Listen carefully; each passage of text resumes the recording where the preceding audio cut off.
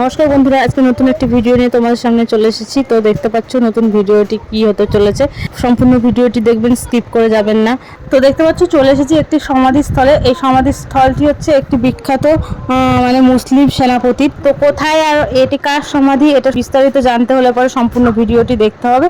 তো চলে যায় আজকের ভিডিওর মূল পর্বে। তো যদি আমার চ্যানেলটিতে সাবস্ক্রাইব না করে থাকেন তাহলে অবশ্যই সাবস্ক্রাইব করে দেবেন। তো বন্ধুরা, গঙ্গারামপুরে পীরপাল নামক এই স্থানে তো এই জায়গাটি, তো আমরা চলে যাচ্ছি, সেই টোটোতে করে যাচ্ছি সেই জায়গা, সেই স্থানটিতে। তো চলুন আমাদের সাথে সেই স্থানটি দেখুন। আমরা চলে এসেছি সেই স্থানটির কাছাকাছি। তো আমরা নেমে পড়েছি টোটোর থেকে নেমে আমি হেঁটে হেঁটে যাচ্ছি সামনের দিকে আগিয়ে। তো দেখতেই পাচ্ছ এটার ভেতরে এখানে টোটো মোটো অনেক কিছু দাঁড়িয়ে আছে। এটি প্রত্যেক বছর এই মেলাটি হয়। এই বৈশাখ মাসে যতগুলো বৃহস্পতিবার পড়বে প্রত্যেকটাতেই এই মেলাটি হয়। প্রত্যেক সপ্তাহে বৃহস্পতিবারে এই মেলাটি হয়। তো মেলার ভেতরে দেখতেই পাচ্ছ কি প্রচণ্ড পরিমাণে ভিড় পড়েছে। এই মেলাটি খুবই জাঁকজমক হয়। ঢুকে পড়েছি, দেখতে পাচ্ছ দুই সাইডে যে ঘোড়াগুলো আছে, ঘোড়া আর এখানে হচ্ছে খই, এগুলো এখানে ঠাকুরের এই এই সমাধিস্থলে সবাই মানসা দেয়। অনেকের বাচ্চা যদি হাঁটতে না পারে সেখানে এই সেই করে মানসা দেয়। তো মানসায় দেয় হচ্ছে সরাতে হচ্ছে ঘোড়া, বাতাসা আর খই, মারা খই, যে গুড় দিয়ে মারা যে খই, এটা প্রসাদ হিসাবে দেয়, দিয়ে এর ভেতরে দেয়। তো চলুন চলে যায় আমাদের স্থানটি, মেন জায়গাটি দেখাবো। তো এখানে আমরা টিকিটটা কাটলাম 10 টাকা দিয়ে টিকিটটা কাটলাম। এটি একটু পুরো একটা টিকিট নিচ্ছে, এমনি সময় কোনো টিকিট নেয় না। তো দেখতে পাচ্ছেন এটা হচ্ছে মুসলিম সেনাপতি যে দখল করেছিল, যে এই বাংলা বিহার প্রথম যে মুসলিম সেনাপতি দখল করেছিল তারই সমাধিস্থান। এটা হচ্ছে তার সমাধিস্থান। দেখতে পাচ্ছ এই সমাধিস্থানে সবাই ঘোড়া এবং প্রসাদ দিয়ে প্রণাম করে যাচ্ছে। ইনি খুবই বীর ছিলেন। তো আপনারা অনেকেই জানেন হয়তো ইতিহাসের সম্পর্কে। ইখতিয়ার উদ্দিন মোহাম্মদ বিন বখতিয়ার খলজি, তিনি প্রথম মুসলিম হিসাবে বাংলা বিহার জয় করেছিলেন। পূর্ব ভারতীয় অঞ্চল সমূহে সবচাইতে বেশি মানুষ ইসলাম ধর্ম গ্রহণ করেছিল এই সময়ে। তো তারই কবরস্থান এটি। পীরপাল দরগা, নারায়ণপুর, গঙ্গারামপুর, দক্ষিণ দিনাজপুর এই স্থানটি। তো 1197 এবং 1206 খ্রিস্টাব্দের মধ্যে ভারতীয় উপমহাদেশের খলজির আক্রমণের ফলে বৌদ্ধদের উপরে অনেক অত্যাচার চালানো হয়েছিল। সেই সময়ে উত্তর ভারতের উচ্চশিক্ষিত ও ঐতিহাসিক বৌদ্ধ প্রতিষ্ঠানের মারাত্মক ক্ষতি হয়েছিল। বাংলার খলজি সাম্রাজ্য ইসলামের দ্বারা বৌদ্ধ ধর্ম ভেঙে পড়েছিল একদমই। অনেকেই সব বৌদ্ধ ধর্ম ছেড়ে তখন মুসলিম ধর্ম গ্রহণ করেছিল। তিনি প্রথম দিকে সুলতান কুতুবউদ্দিন আইবকের একজন মন্ত্রী ছিলেন। সারা বাংলায় তার আধিপত্য স্থাপন করার পর তিনি শেষ পর্যন্ত চলে এসেছিল আমাদের এই গঙ্গারামপুর বানগড়ে। যাই হোক, তিনি যখন বানগড়ে চলে এসেছিলেন তারপর তার শারীরিক একটা দুর্ভাগ্যজনক বশত তার এখানে তাকে হত্যা করা হয়েছিল। ইতিহাস অনুযায়ী তাকে হত্যা করেছিলেন আলী মদ্দান। এই গঙ্গারামপুর দক্ষিণ দিনাজপুরে আপনারা আসলেই এই মোহাম্মদ বিন তুগলকের সমাধি দেখতে পারবেন। চলুন চলে যাই আজকের মেলাতে যাব এবং আমরা দেখে নেব তার সমাধিস্থানটি। তো দেখুন এই যে সেই সমাধিস্থান, এই সমাধিস্থানটা দেখতে পাচ্ছেন একদম, এটা তো 1000 বছর আগেকার পুরনো।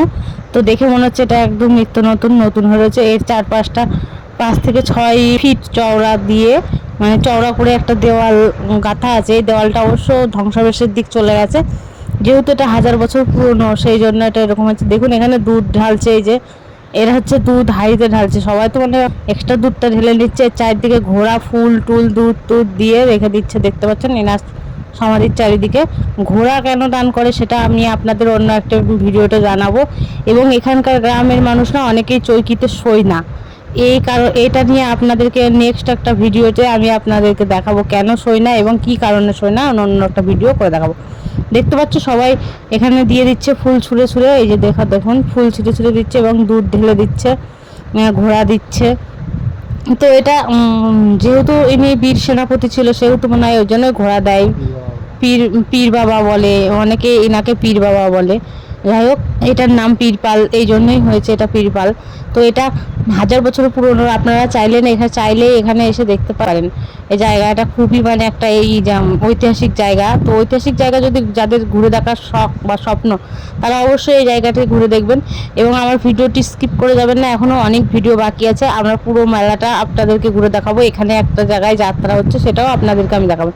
দেখুন এনারা দুধ ঢেলে দিচ্ছে। এর পাশে একটা পুকুর আছে, সেই পুকুরটাও আপনাদেরকে আমি দেখাবো। এই পুকুরে মনে হয় এর নিচে শুধু মাটি খুললে পাথর আর পাথর বেরোবে, বড় বড় পাথর দিয়ে এই মন্দির, এই পুকুরটার ভেতরে বড় বড় পাথর, জল নেই, জলটা শুকিয়ে গেছে যেহেতু এখন বৈশাখ মাস সেই জন্য। তো এখানে পাথরগুলো যে বেরিয়ে এসেছে আপনারা এটাও দেখতে পাবেন। চলুন তাহলে আমরা এবার মেলার ভেতরটা ঘুরে নিই।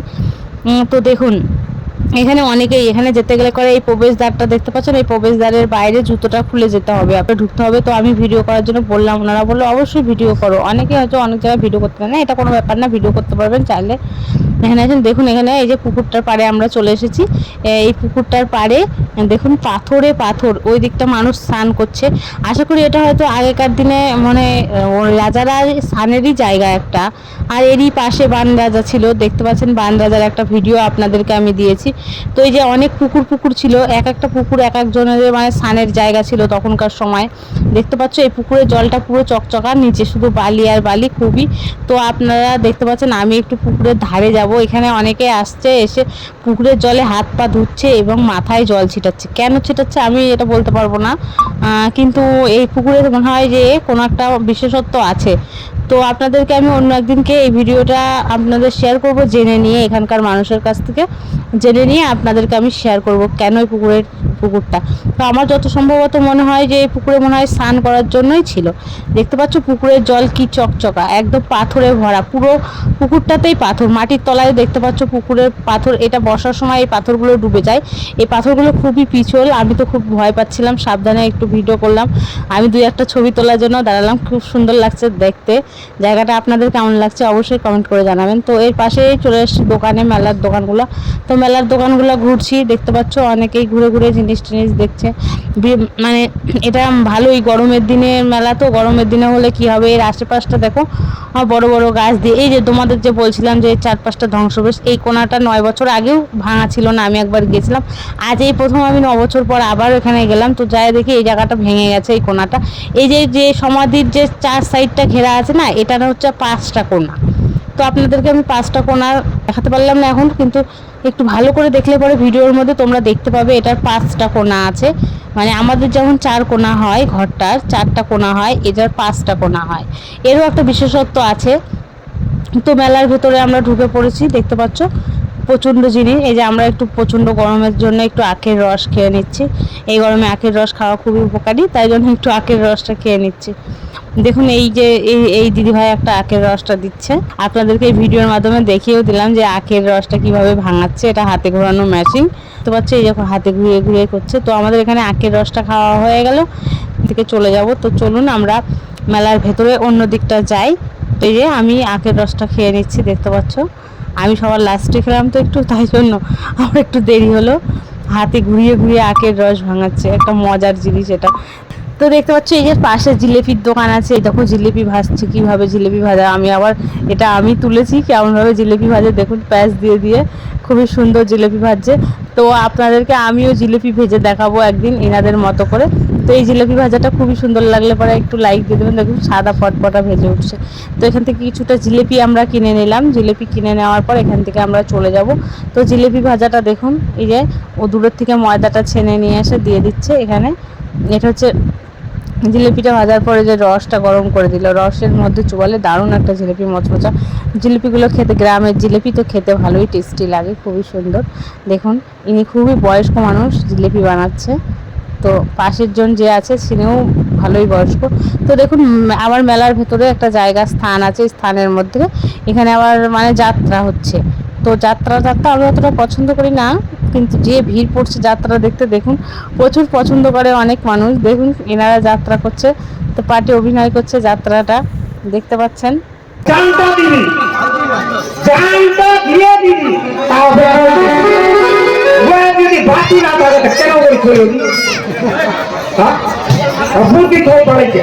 ঠিক আছে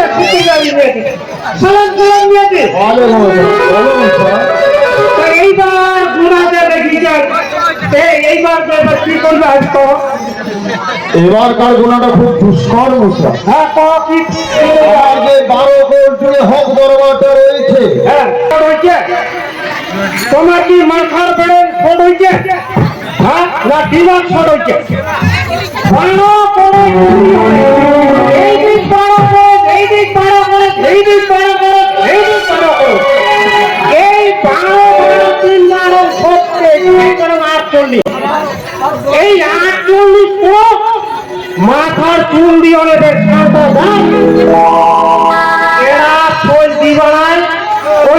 করেছে।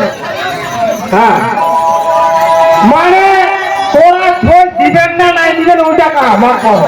মূষা, হ্যাঁ আমি যেটা বলছি সেটা করো, তোমার ধর্ম মেয়েকে বলো, সে যদি করতে পারে তবেই সে সন্তান পাবে, না হলে নয়। হ্যাঁ তো বন্ধুরা দেখতে পারলে যাত্রা, তোমাদেরকে 1 মিনিট মতো আমি যাত্রাটা দেখালাম। যাত্রাটা দেখলে পরে তোমাদের মাথাটা তো খারাপ হয়ে যাবে। তো যাত্রাটা দেখার পরে এবার আমরা মেলার থেকে বেরিয়ে যাবো। আমাদের যাত্রা দেখা শেষে সেই যাত্রা দেখলে পরে তোমার ওখান থেকে আর উঠতে ইচ্ছা করবে না। দেখুন দর্শক কত যাত্রা দেখার জন্য। এই যে দেখুন যাত্রার দুজন হচ্ছে অভিনেত্রী আর অভিনেতা। এবার আমরা এখান থেকে চলে যাব বাড়ির উদ্দেশ্যে রওনা দিলাম। আমাদের যাত্রা শোনা আর হলো না, কারণ আমার ভালো লাগে না অতটা যাত্রা শুনতে, তাই জন্য চলে গেলাম। আর এই ধরনের সুন্দর সুন্দর ভিডিও পাওয়ার জন্য আমার চ্যানেলটিকে সাবস্ক্রাইব করে দেবেন। ভালো থাকবেন, সুস্থ থাকবেন সকলে।